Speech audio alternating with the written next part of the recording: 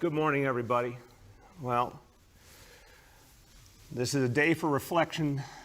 1 year ago today, we had our first confirmed COVID case here in New York City, first person in New York City that we knew had the coronavirus. And it's amazing. This has been the longest year in the history of the city. The longest year, the toughest year, and a year where there was so much that we had to overcome together. New Yorkers had to together band together, find a way to deal with an enemy that we knew so little about in the beginning and we are still learning about. But what I reflect on after a year is the heroism of New Yorkers. I reflect on the strength of New Yorkers, the fact that this city came back time and time again, overcame this virus in so many ways. We still have a fight ahead, but this is the last great battle against the coronavirus right now. And right now we are fighting back, and we are winning. We will win in this city because people are doing the right thing. Folks are coming out in huge numbers to get vaccinated. Folks are still getting tested, which we need. Folks are still wearing the masks, practicing social distancing. We're going to do this together. We're going to overcome this disease once and for all. I have to tell you that everywhere I turn, I see tremendous examples of people helping each other and helping to bring this city back. The recovery is coming. It's going to be a recovery for all of us, and that's going to be based on the principles of equity. And that's also true in the vaccine drive, where we're going to make sure everyone is served, including the communities hit hardest by COVID. We're going to make sure everyone is included, no one is left out. And I saw that powerfully on Saturday at First Corinthian Baptist Church in Harlem. Extraordinary community institution, does so much good for the community. Now going the next step, going the extra mile and setting up right there in the church, vaccination center. And I was there with Pastor Mike Walrond and his amazing team.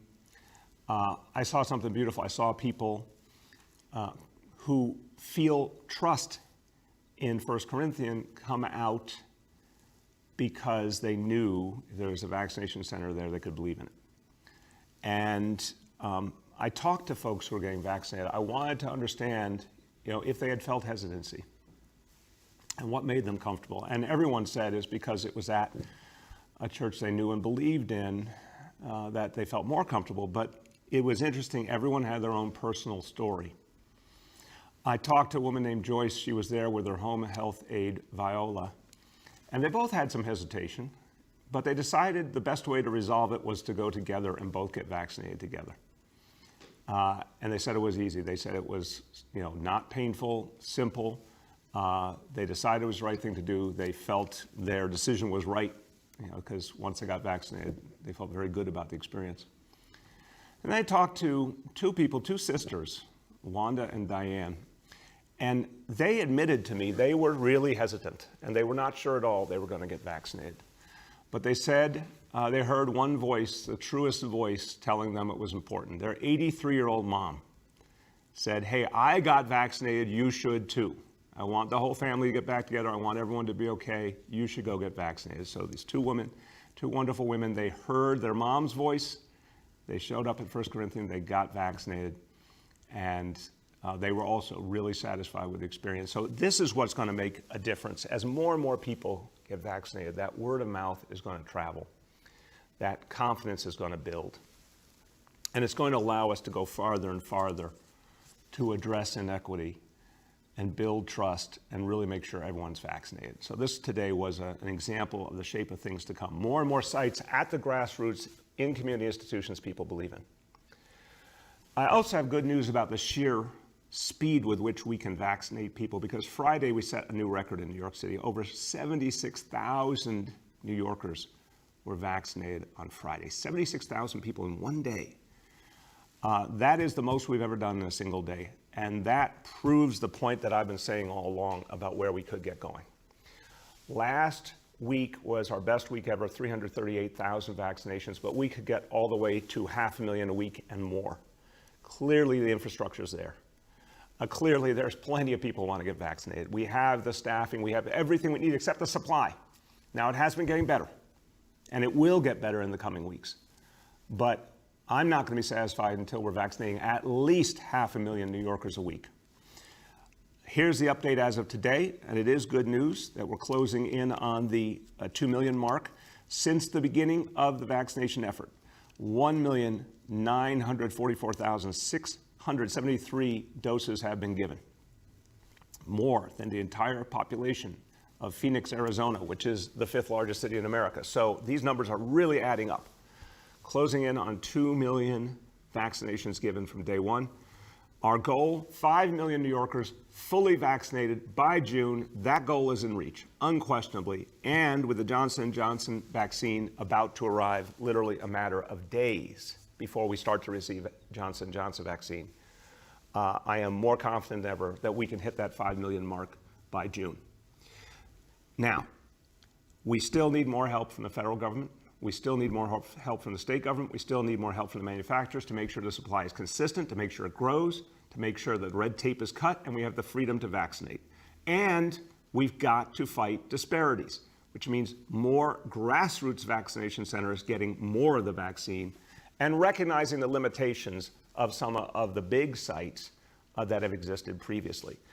Unless they are targeted properly, these big sites do not actually help us improve equity and fight disparity. Unfortunately, unless they're targeted properly, they could exacerbate disparity. And the numbers we have now from the big state-run sites, the Javits Center site, 42% of the shots going to non-city residents. The Aqueduct site, 75% of the shots going to non-city residents. So look, I want everyone to get vaccinated. I want everyone in the tri-state area to get vaccinated. Everyone in the suburbs get vaccinated. We're all in this together. We all connect to each other. I want to see that happen, but I want to be clear that in terms of New York City, these sites do not perform what we hope to see, which was more and more focus on equity. But what does work, unquestionably, what does work is the grassroots sites, like we saw at First Corinthian, like we've seen at public housing, senior centers, and more of this type of approach go right down to the community, the sites we've had at high schools all over the city. And obviously the sites that we've targeted, Yankee Stadium, targeted for Bronx residents, Citi Field, targeted for Queens residents, taxi drivers, food service workers, Empire Outlets, targeted for Staten Island residents. These approaches work. So going forward, more and more of the vaccine to the sites meant for people from each borough, to the sites down to the grassroots in communities. That's what's going to help us achieve more and more equity. Now, whenever I talk about a recovery for all of us, it means bringing back every element of this city. And obviously, the foundation is vaccinating 5 million New Yorkers by June. But there's so many things we have to start doing right now to bring back our livelihoods, to bring back our energy, our vitality as a city. And this is a city that builds things. That's one of the things that's truest about New York City. We build things, we keep building, we never stop building. It's one of the things that makes us great. So we are going to get fully back to work with a host of major construction projects, capital projects that will build the future of the city, that will make life better for generations to come, and will employ a lot of people in the meantime. The city is restarting, as of today, $17 billion in major capital projects. $17 billion that will change lives in communities all over the 5 boroughs. We need to get school construction going again. You know what? Kids are going to be back in September, full strength. We'll be ready. Lots of communities still experienced overcrowding in schools. That's going to be the reality again in a few short months. So we got to get back to work building more school capacity in the communities that need it most. We got to get back to work building and preserving affordable housing. The future of New York City depends on working New Yorkers having some place to live that they can afford. We're going to get back to it. We already have the biggest affordable housing plan in the history of New York City, on target, amazingly through the pandemic, continues on target. And another congratulations to everyone at our housing department, HPD, and our Housing Development Corporation and Economic Development Corporation, Deputy Mayor Vicky B and her team. They have kept this effort on target even in the hardest hit moment in the city's history, the most difficult time to keep building affordable housing. It keeps going. We're going to now double down on that. Coastal resiliency, fighting climate change, protecting our communities. We're getting back to work on that. Improving our city streets, creating safety, Vision Zero, deepening our efforts there. And of course, one of the places we've come to love even more during the pandemic, our parks, continuing our investments in our parks. So that $17 billion is going to make a huge impact and help New York City come back strong. I want to hear more about this from the leader who is making sure that you heard a lot of different pieces there. They all have to come together. The chorus has to sing together. The symphony has to play together. The conductor of the symphony, our new recovery czar, Lorraine Grillo. Thank you, Mayor. I promise not to sing. Okay, this is really, truly great news for the city and great news for the dozens of contractors who work on city projects. So as someone who's spent 27 years of my life working in this industry with design professionals and construction professionals, I have really firsthand knowledge of how devastating this pandemic has been to so many architects, engineers, and construction professionals.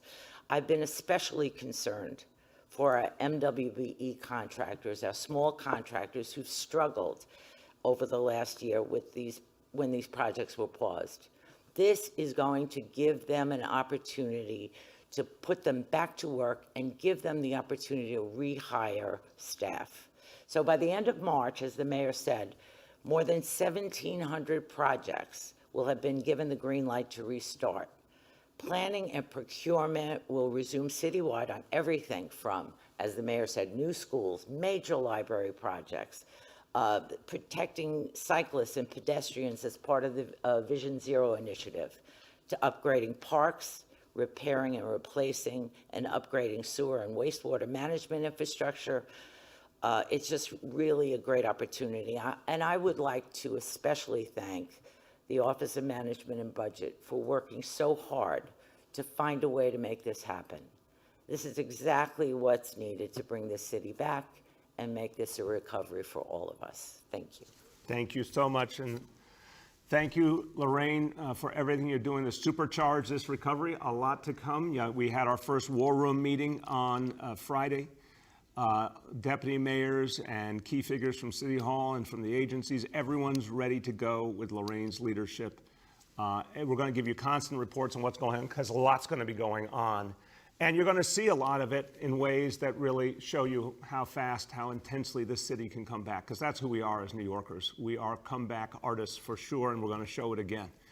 And I want to talk about, speaking of artists, I want to talk about our artistic community, our cultural community, theater, dance, music, so many of the things that are part of who we are, part of our identity, part of what makes New York City great, part of our life in this city. And so our Open Culture initiative is going to bring culture back to our streets. Now look, we know for now it's important to stay outdoors.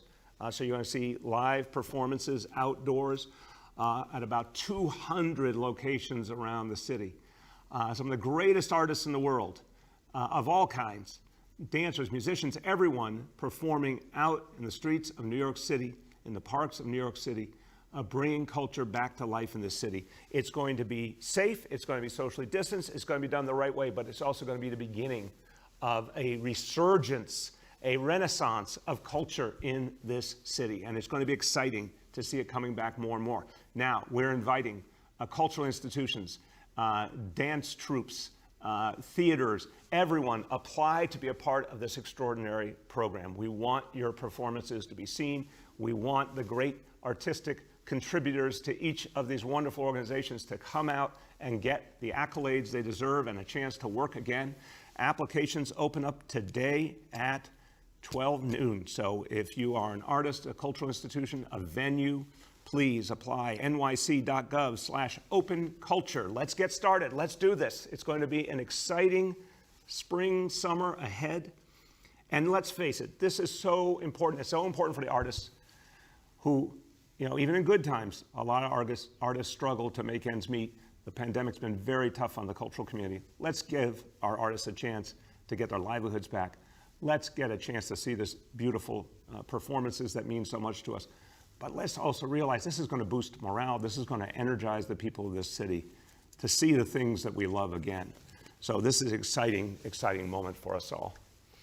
Now, as we start March, We recognize this is another moment to reflect, not just because it's the 1-year anniversary of everything we've been through, but every March is Women's History Month. And New York City has a powerful history, a powerful lesson to teach in terms of women's leadership, not just in recent years, but for generations. And we've got to keep adding to our understanding of that history. And we need to do that in particular in our New York City public school curriculum. So we will be more and more addressing the contributions of women to our city in our public school curriculum. Obviously, this effort will be led by our new schools chancellor, Misha Ross Porter, who is a history maker herself. And we're going to look at extraordinary figures who haven't been given enough attention and understanding. Examples, Emily Roebling, the woman who ensured that the Brooklyn Bridge got built. If it weren't for her contributions, one of the great iconic sites in this city would not exist. Shirley Chisholm, first Black woman elected to Congress, a trailblazer, someone who changed the assumptions of what leadership could be. And we're feeling that today all over this city and country because she helped lead the way. Dr. Elizabeth Blackwell, the nation's first woman doctor, right here in New York City. She provided free health care to New York City's immigrants. Someone who was way ahead of the curve in terms of understanding how we need to value and cherish those who join us and become part of us.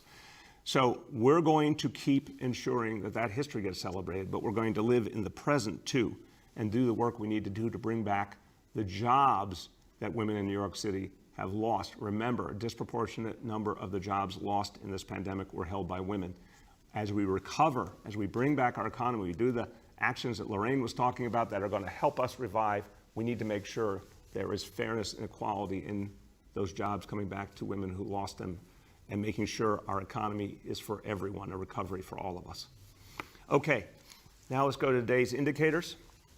Number one, daily number of people admitted to New York City hospitals for suspected COVID-19. Today's report, 233 patients.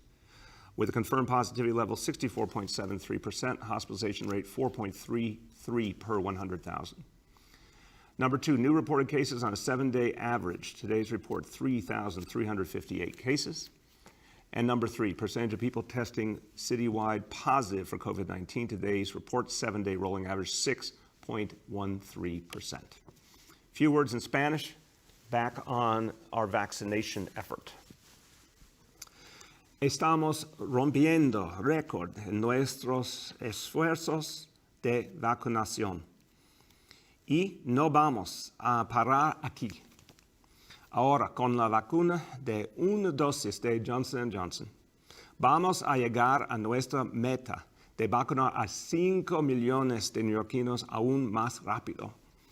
Las vacunas salvan vidas y nos vamos a asegurar de que lleguen a todas comunidades para que así recuperemos una ciudad para todos. With that, let's turn to our colleagues in the media, and please let me know the name and outlet of each journalist. We'll now begin our Q&A. As a reminder, we're joined today by Recovery Czar Lorraine Grillo, by Dr. Choksi, by Finance Commissioner Jacques Jiha, by Dr. Katz, and by Senior Advisor Dr. Jay Varma. First question today goes to Dave Evans from WABC. Hey, Mayor, can you hear me? Yeah, Dave, how you doing today? I'm doing fine. Hey, I wanted to ask you, I read your statement over the weekend regarding Governor Cuomo and your call for investigations. But since then, he issued late yesterday this apology. I guess you could call it an apology, saying, if my kidding was misinterpreted, then I'm sorry that you misinterpreted it that way. I've made kind of insincere apologies like that before, but I wanted to see, what did you think? That's not an apology. He seemed to be saying, oh, I was just kidding around. You know, sexual harassment is not funny. It's serious. It has to be taken seriously. And he just clearly was letting himself off the hook for something that, for the women involved, sounded pretty terrifying. And no, we need a full investigation. We need the whole truth of what happened. We need to make sure it never happens again. And we need to look at the nursing home issue. We cannot just look at one or the other. We need a full investigation of the nursing home issue, where thousands of people died. Information was covered up on purpose. And we still don't know if our seniors are safe going forward. Our elders, we don't know if they're safe because we have not got a full accounting of the facts. So both these issues need to be looked into independently, thoroughly, and we need to know what has to change as a result. Go ahead, Dave. My other question is along kind of the same line, and feel free to jump all over this, but as I read that apology last night, to me, it kind of reminded me a little bit of the Al Franken case. Yeah, it was inappropriate. Yeah, he shouldn't have done it. It was kind of creepy, but should he resign for this? I don't think you can compare different situations that are truly different. I don't pretend to understand all the facts of the other case. What we can say here is we've got two women who worked for him. And one of the things that we've all come to realize because of brave women who stood up, because there's been a fundamental change in understanding of this society, long overdue.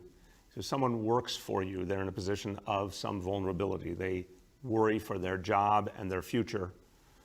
And when anybody, but particularly an older man trying to take advantage of a younger woman, does something that makes that woman feel if she doesn't consent to what the man wants, she may not keep her job. And these are horrible, horrible things that are unacceptable in our society.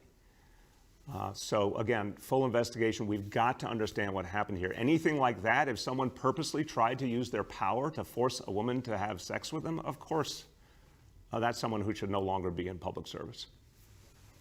Go ahead. The next is Yehudit from Borough Park 24 News.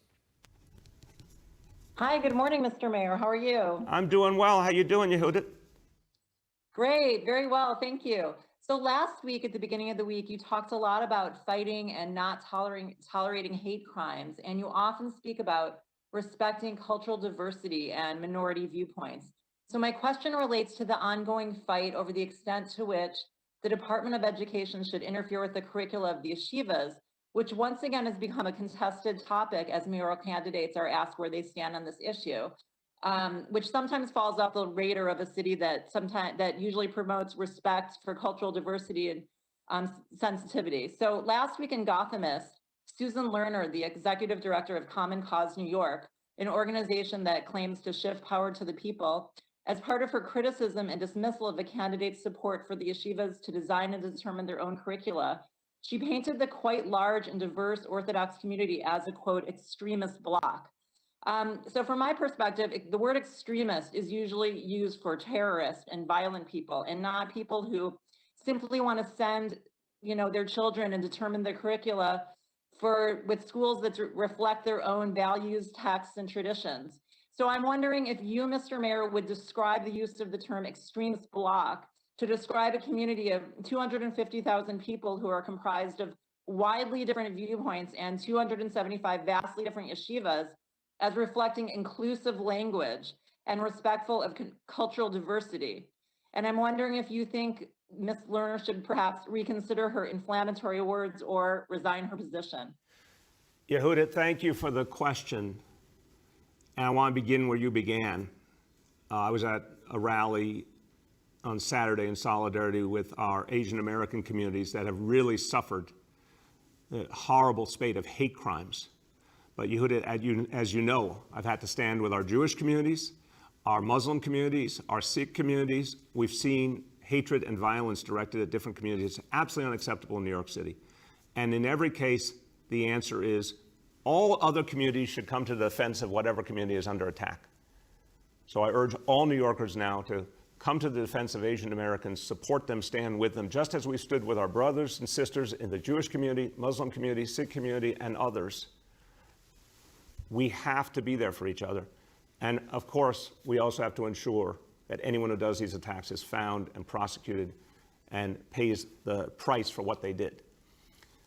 But when you talk about the situation you just described, I know Susan Lerner, and she's someone I've worked with and I respect, but I find her comments absolutely wrong. And I find them unacceptable. And I think she should immediately clarify them and recognize that that's just not fair to characterize such a large and diverse community that way. I have a very long personal relationship with the Orthodox Jewish community. I feel a deep connection and warmth in the many, many personal relationships I've had. Yehuda, you describe it exactly right. In a very diverse community, a community that contributes a lot to this city, a community that is often misunderstood. No, that's a really horrible characterization and unfair characterization. We all need to work together on behalf of our children.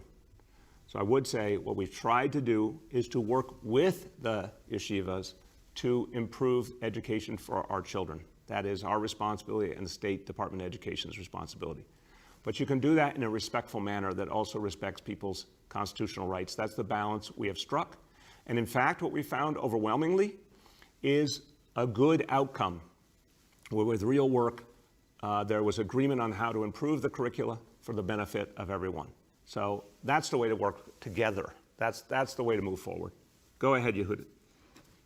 Thank you so much. And last summer, you shifted, I thought it was $1 billion away from the NYPD. Is that the right number?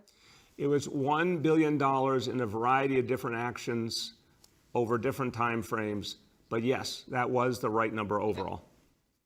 Okay, so I'm wondering whether, considering the rise in crime in the last year, how you think shifting some of that money back could perhaps increase manpower in the neighborhoods that are experiencing crime and or bring back the anti-crime unit of plainclothes police officers who can focus in on gun violence in the city and kind of bring the violence under control. Do you think any of those things would have an effect? It's a good question, Yehuda. I appreciate it. Listen, Commissioner Shea made the decision to disband that unit. And he made it because he felt that there was not the best outcomes from it coming from that approach in terms of fighting crime. And it was not helping in terms of drawing communities closer to the NYPD, which is the ultimate way you fight crime, when community and police are really unified. Since then, gun arrests have gone up intensely, which I think proves the commissioner was right. We have seen a steady increase in gun arrests. And it's important to note that the January statistics showed a marked decrease in crime compared to January a year ago, which was before the pandemic. So I think the new approach is working. And I think we have to constantly work to bring police and community together so it's consistent with that focus. Now, after the changes we made with the city council in terms of the budget for the NYPD, I think we're in the right place. We're around 35,000 officers. I think that's the right place to be. So I do not anticipate additions or subtractions. I think we have the number we need. I think we have to keep working on what is the right role for the NYPD and some of the changes we've made, for example, getting the NYPD out of vendor enforcement, changing the approach in a number of fronts to make sure that the right agency is handling the right situation. I think that's what we're going to keep perfecting, and that's the way forward. The next is Hazel from WCBS. Good Monday morning, Mayor de Blasio. How are you? Good, Hazel. How you been? Good. Earlier you spoke about focusing on equity when it came to the vaccines. I wanted to talk to you about the Johnson & Johnson vaccine. It's one shot, 66% protective compared to 90+ protective with the other vaccines like Pfizer and Moderna. So will you be using these Johnson & Johnson vaccines for homebound seniors and harder to reach communities? And if so, how will you address some of the concerns of people in these marginalized communities who may think they're getting an inferior product? I really appreciate the question, Hazel. I think there's a lot of misinformation out there that we have to overcome. So I'm going to start and then let the doctors say what they feel passionately about this. We've had this conversation. They thoroughly believe in the Johnson & Johnson vaccine. I thoroughly believe in it. The fact is the focus has to be on saving lives, and the Johnson & Johnson vaccine will save lives. I'm going to turn to Dr. Varma first, and then if Dr. Katz or Dr. Choksi want to add, but simple point. We don't have enough vaccine. Every day someone's not vaccinated, they're in danger. When they are vaccinated, they're protected. We're about to get a lot of the Johnson & Johnson vaccine, and it's a single dose, one and done. Once you're vaccinated, you're protected. it makes so much sense to use it. And I'm really worried that people are going to get the wrong understanding of it and then hesitate to get vaccinated exactly when we need them most to get vaccinated. The only way we're going to reach homebound seniors is with a vaccine that does not require as much refrigeration and is easier to use. On those homebound seniors, our elders, they need to be vaccinated. So we got to encourage people, not discourage them. And that's why getting the truth out is so important. So, Dr. Varma, let us hear what you feel. Yeah, no, thank you very much for the question. And we do understand this is going to be a communications challenge. So I want to start with the single most important message. The single most important message is that the Johnson & Johnson vaccine is 100% protective against people dying from COVID. And it is almost 100% protective against people being hospitalized. It basically has the exact same effectiveness that the Pfizer and Moderna vaccines do against people being hospitalized and dying. So if you want to prevent the severe complications of COVID, which is what we all want for ourselves and our loved ones, take the first vaccine you have available because they all do exactly the same thing.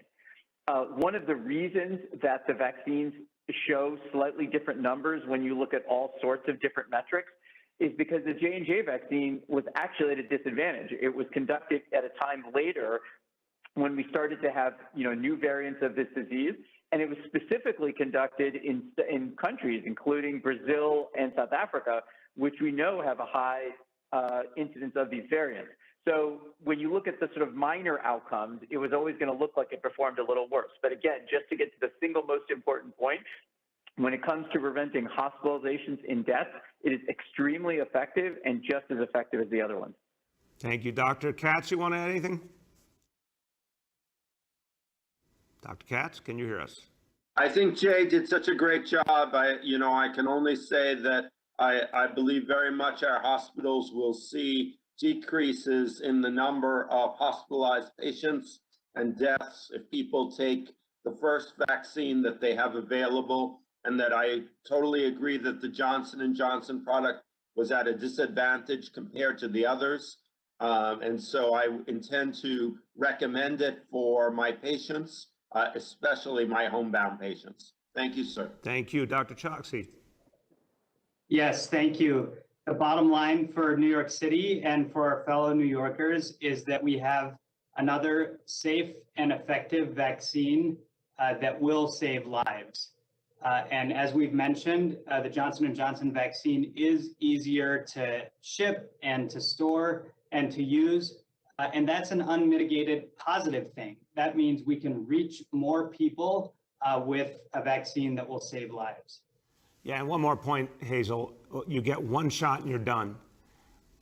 You don't have to worry about when is your next appointment going to be, or is there going to be a delay in the supply, as we saw, a week ago with the storm.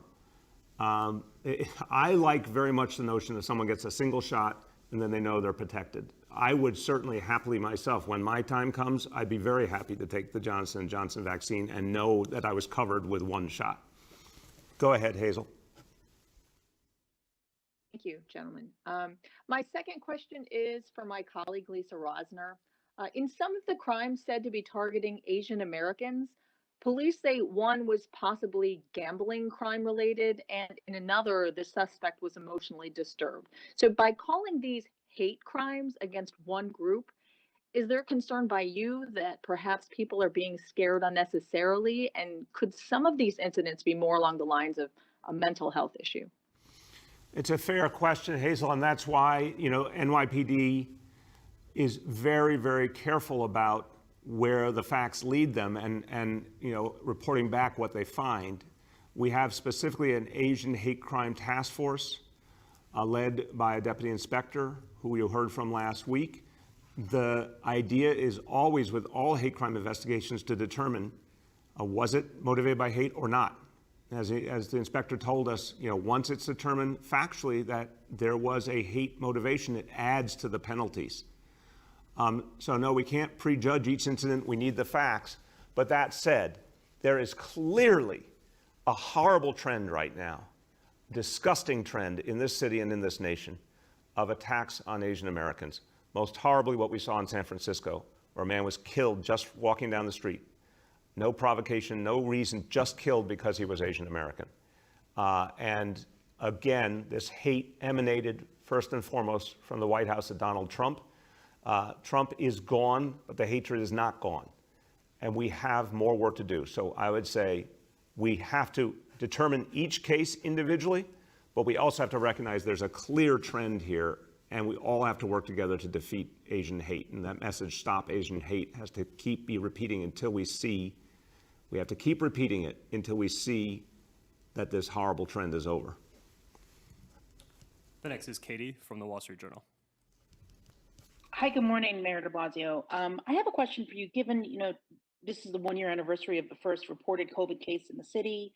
I wanted to see if you could opine a bit. Apologies for my colleagues if you go on too long, but I guess about looking back in the past year, if you could maybe look at 3 things that you would change about the city's handling, just I guess reflecting a bit on the last 12 months. I will try and keep it brief. It's a huge conversation, but I'll just try and keep it brief right now.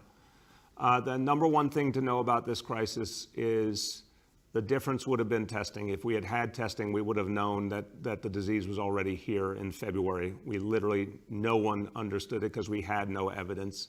That's the biggest difference maker here. That's the most painful part of this, that we pleaded back on January 24th, 2020 for testing from the federal government. It never came. I'd say the second thing is that the action in terms of shelter in place, I called for it. Obviously, the state resisted. That was a huge mistake. We should have done it immediately. Thank God it happened, but it should have been done immediately. And then the third thing I'd say is the vaccine, it's a miracle it's here. It really is.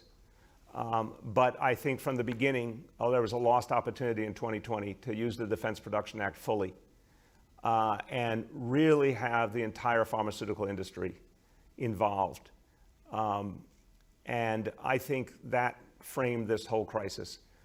If we had all had a lot more information, we could have done things differently. But I've talked to a lot of folks around the country, and one of the themes that keeps coming back is when you're dealing with an international pandemic, you can only truly defeat it with national leadership, and that was not there from day one. Go ahead, Katie. Thank you. And speaking of the vaccine, I know that there is this data showing the percentage of non-New York City residents getting vaccinated at places like Javits and Aqueduct in Queens. But do we know how many New York City residents are going to like a Jones Beach or something, just to show that maybe because of the lack of supply and the lack of closer vaccination centers, maybe some New York City residents did also have to travel if there's kind of a back and forth there? Yeah, then that could be to some degree. I'll turn to Dr. Choksi to see if he has any specific evidence of that. But I think what's important here is to recognize that the sites that are not focused on the immediate area always run this risk of there being some disparity. Again, I want to see everyone vaccinated in the city, in the suburbs, in the tri-state area. That's good for all of us. But as we're fighting these disparities, we need more transparency about what's going on to make sure that we're making the adjustments. And I think the biggest adjustment is keep pushing the vaccine to the grassroots, because that's proven to be the best way to fight disparity. But Dr. Choksi, can you speak to whether we have any data on the question Katie's asking? Thank you, sir. No, we don't have specific data regarding non-New York City sites serving New York City residents. But what I can tell you is in our conversations with other large cities around the country, it is, a broader phenomenon with respect to places like New York City having so many people who come into the city for vaccination. And that's why it's so important, as the mayor has said several times, that we get our fair share of the allocation so that we can keep pace and, most importantly, get as many New York City residents vaccinated as quickly as possible. Thank you. The next is Kristen from the Staten Island Advance. Good morning, Mr. Mayor. How are you? I'm doing well, Kristen. I want to give credit where credit is due. Thank you for raising concerns about the Vanderbilt Clinic. I spoke to Dr. Katz, and my understanding is now that a tent has been put up to make it more comfortable for folks waiting there for their vaccination, and you're the person who sounded the alarm, so thank you for that. Can you? I appreciate that. There you go. I wanted to talk to you about these priority neighborhoods. Last month, you announced that they were expanding. Now there was 33 instead of 27, and that Port Richmond was added to that list along with St. George and Stapleton. However, Port Richmond isn't listed on the city's website when you go to the priority neighborhoods, and I'm hearing from residents that do live in Port Richmond in the 10302 and 10310 zip codes that they have not been able to make vaccination appointments because they're told that Port Richmond is not a priority neighborhood. And I was just wondering if you were aware and if there was a reason why that maybe Port Richmond isn't on the list. I'm going to have Dr. Choksi speak to the initial question of why it wouldn't be listed on the website, et cetera. But I want to confirm, no one should be telling anyone that there's not an appointment for them because it's not in a priority neighborhood. We've been over this so many times, but let me do it again.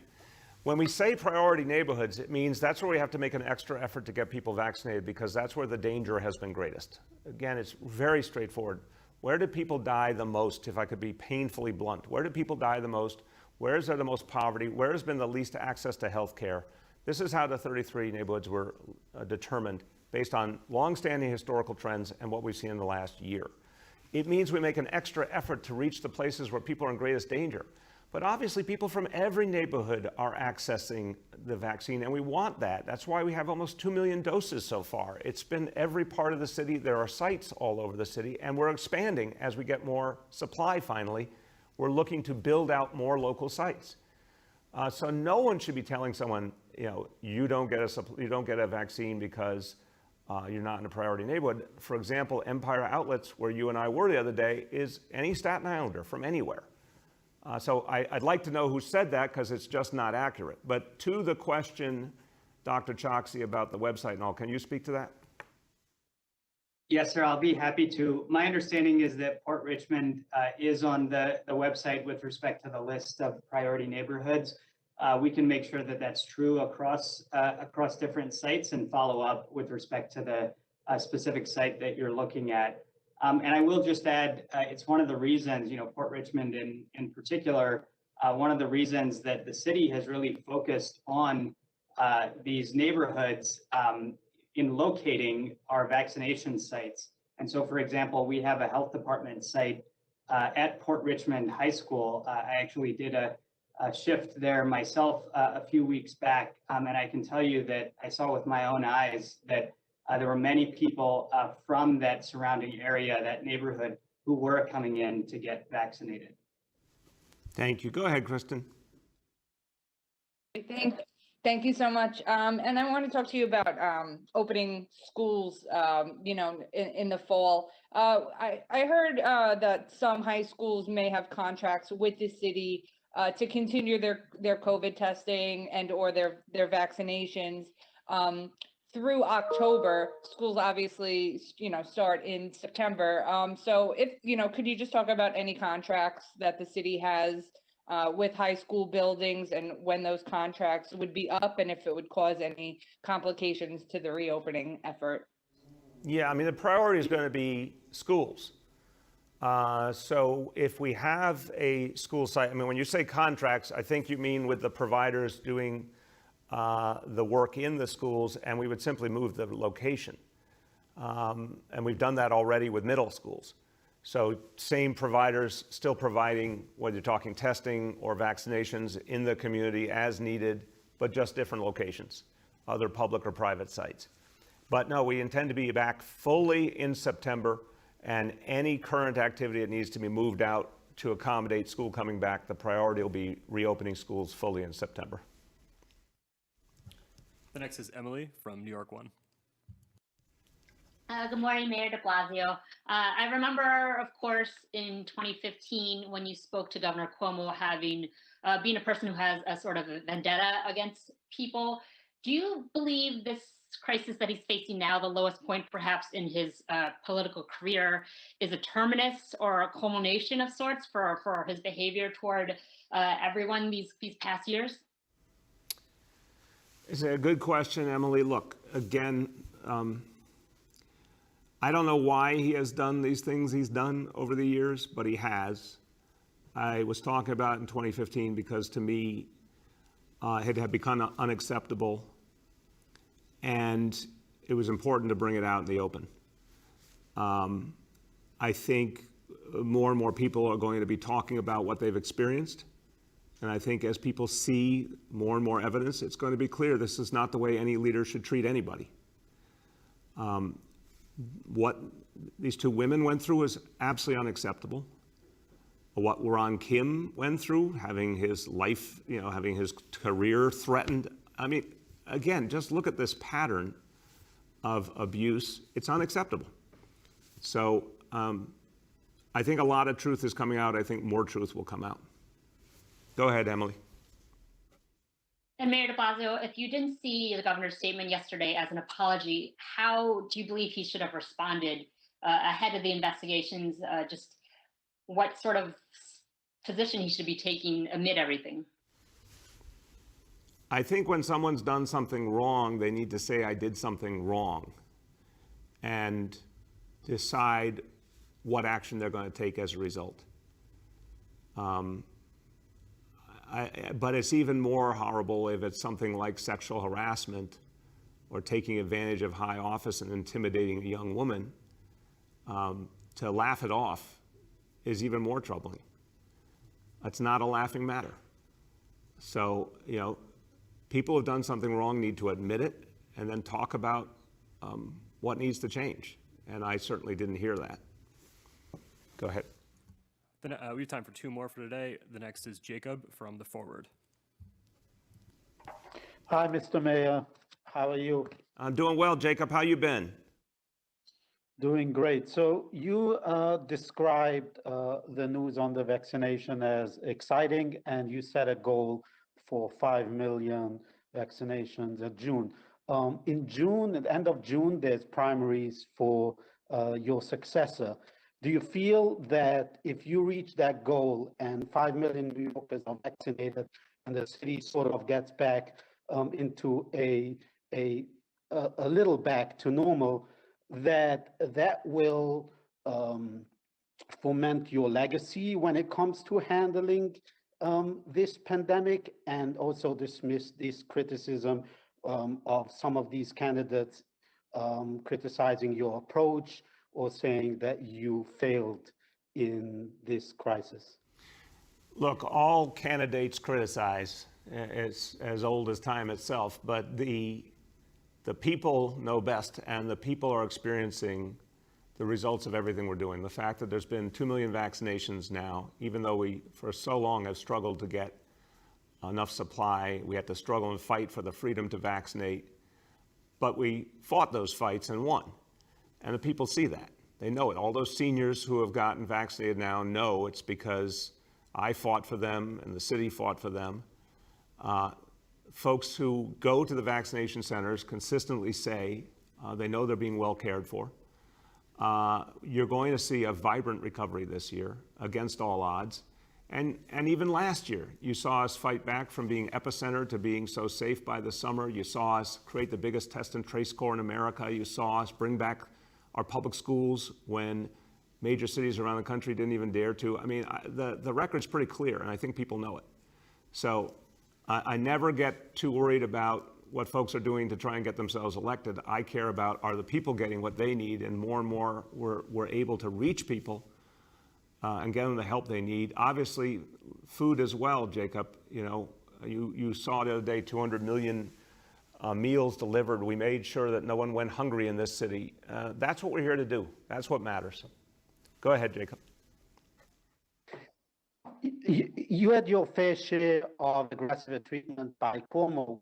Do you feel that now whatever's being revealed about the governor, and also your call for an inquiry of his handling into the nursing home situation, that once, number one, that people will start looking into his entire handling of the state in all crises, but also that now that people are questioning his approach, that this sort of adds to the distrust that people have in government and complicates people complying with restrictions and coronavirus guidelines? It's a very thoughtful question, Jacob. And I have to say, when leaders do the wrong thing, it certainly does not help faith in government. That's a fair statement. But I think, thank God, so much of what's happening here goes beyond any one elected official. I think the people have learned so much in the last year about the coronavirus. I think the vast majority of people take it very seriously and are listening to the doctors, the experts, Dr. Fauci on a national level and the other national healthcare leadership, Dr. Varma, Dr. Choksi, Dr. Katz here. I think people hear their voices. So I think that's what matters most. I think the fact is that we need to make sure there's full investigations here of everything that happened. These allegations of sexual harassment from the two women who come forward and any other women who come forward. The allegations about the nursing homes, what was covered up, but what was done as well, what happened, why were these lives lost, and did it have any connection to campaign contributions to the governor from the nursing home industry? The big questions have to be asked, and as you remember, Jacob, I know you're a student of history, the famous phrase from Watergate, follow the money. I think whatever investigation happens here has to follow the money. In the meantime, local control needs to be restored. Localities that people trust their local governments and believe in their local healthcare leaders. We need the power to reach our people. We need the freedom to vaccinate. We need to cut the red tape. And I think if that is done, if local control is restored, it's going to help us keep people's faith because they hear best from the voices closest to their lives. So I think we can keep, continuing forward if those actions are taken. Go ahead. Last question for today goes to Gersh from Streets Blog. Hello, Mr. Mayor. How are you? I'm doing well, Gersh. How you been? I love going last because everyone hangs up and I can say, it's not going so well because I hate remote learning. Just thought I'd throw that in there. It's not a question. Gersh, you are always a man of integrity who tells us exactly what you're feeling. But Gersh, on the plus side, the first games have begun in spring training. So that means good things ahead. This is the year. Anyway, I want to ask you, today, Transportation Alternatives and a coalition of more than 80 community groups are asking all local officials to commit to creating 25% more public space by converting more of our roadways, which is the largest public space we have, for use by people rather than by drivers. Drivers have about 76% of our roadway space. So if the city cut car space by just 1/4, it would have space for 1,000 miles of open streets, 500 miles of protected bus lanes, 500 miles of protected bike lanes, and you could daylight every one of the city's 39,000 intersections. So I want to throw that out there because they're doing it as a challenge to the mayoral candidates, 25 by 25. What do you think of a 25% reduction in car space across the board? You've got 10 months to make at least part of that happen. Well, I appreciate the question, Gersh. Look, we've had very good experiences opening up more space. Obviously, open streets, open restaurants. We've had a tremendously positive experience. And as I announced in State of the City, we intend to go farther. Open streets permanent, open restaurants permanent, more and more bike lanes and bus lanes. Obviously, the changes we're making on the Brooklyn Bridge, the Queensboro Bridge, this is all moving in the right direction. I haven't seen this proposal. I'd have to think about it and talk to folks with specific expertise. But the direction that we need to lean more and more into opening up public spaces, getting out of our cars, focusing more on public transportation. This is the way of the future, unquestionably. So let me get a look at this plan. I'll have more to say as I assess it. Go ahead, Gersh. All right, I'm going to go in a different direction. Following up on Yehudit's question and also referring back to Commissioner Shea's comments on New York One last week when he said the cost of all these additional cops in the subway would come from overtime. At the time, Commissioner Shea also said he was sort of pleased that people were now calling for more cops in the subway compared to back in June when there were so many calls, obviously, to cut the NYPD budget, et cetera. So let me ask you, because you're a man who champions his progressive beliefs, but you're also about to spend tens of millions of dollars on additional policing. Do you share Commissioner Shea's sort of I told you so sense when he was talking about reallocating the NYPD's massive budgets, or do you favor reallocating that to other agencies that deal with the roots of these social problems? I don't think it's an either or. Of course, you're asking a very important and sincere question, but I don't think it's an either or. And I wouldn't characterize what the commissioner said the way you did. I think he was acknowledging something, but I don't consider that. I don't think it was the spirit you're hearing or saying. The bottom line is, and I've learned this from decades of working with people in communities all over the city, including my own experience as a council member, working, block by block with people in my community. I think folks want to know there's consistent police presence and it's fair and just and non-discriminatory. That is the balance point. That's what neighborhood policing has been consistently moving toward, a relationship between police and community. Literally, community residents and police officers on a first-name basis with each other. More and more of our officers, as you know, are reflective of this city. That's the direction we need to go in going forward. But right now, the size of the police force is allowing us to make sure we can provide police presence in the many ways people do want, including on the subways. I can't tell you how many people have said to me, I'm reassured when I see an officer on the subway.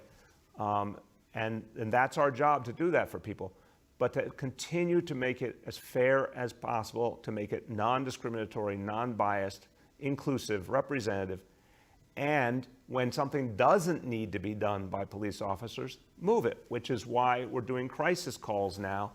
When folks have a mental health challenge and there's no indication of violence involved, we don't want to see that handled by NYPD going forward. We want that to be done by paramedics, by social workers, and mental health professionals. That's the direction we're going in, and you're going to see more like that.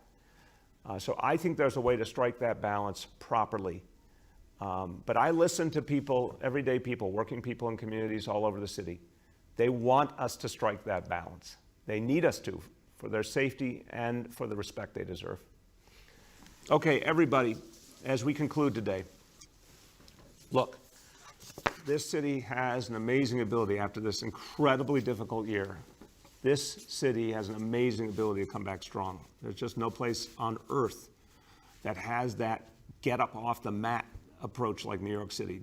I always say it's not how many times you knock down, it's how many times you get back up. New York City is getting back up and getting back up quickly right now.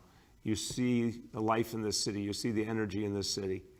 You see people getting ready for things to reopen on a big scale. We're going to get those 5 million people vaccinated by June. Every day we get more and more evidence.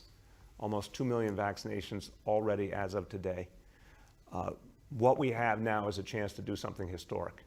Bring the city back strong, but also address the mistakes of the past. It's a transformative moment. They only come around once every generation or two. This is our moment. Every day I get more evidence of that. So when we talk about recovery for all of us, we say it. I say it because I believe it. I believe we can do it now. I believe it's all of us. It's our time. It's our moment in history to do that, and we will. Thank you, everybody.